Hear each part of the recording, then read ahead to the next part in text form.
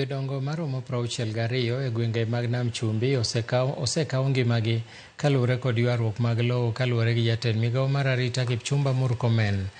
Jatelono chiwo siem mag apisas mag migawo mar lowo, apisas mag doho kod jotend nanga mayudore e mibadhi e weche mag lowo kaachiel kod weche mag koso arita kwe e alwora mar dho Nam Chumbi.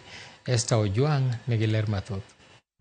E odiochienge mar adek e wuodhe mar limbe ma dho wadh Nam Chumbi, jatend migawo mar arita maiye Kipchumba Murkomen ne ochiwo siem ne achudhe e migawo mar lowo ni ndalogi ogik e kaunti ma Kilifi. It is either the issues of invasion by squatters, the issues that are related to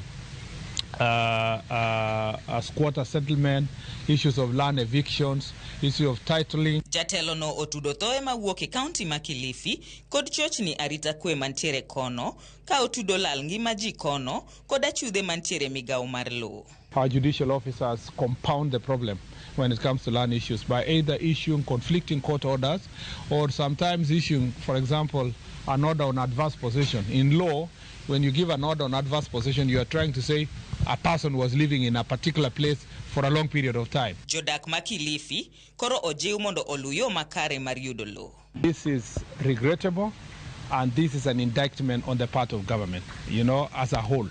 It is something that should not happen in a country that has so many security apparatus. Either whether somebody received intelligence information from the ground and maybe never acted on it, or we must own up as a government that this is a failure on our part, that we can lose over 500 people when we have a government whose responsibility is to protect its own people. Esther Ojwang, Ramogi TV.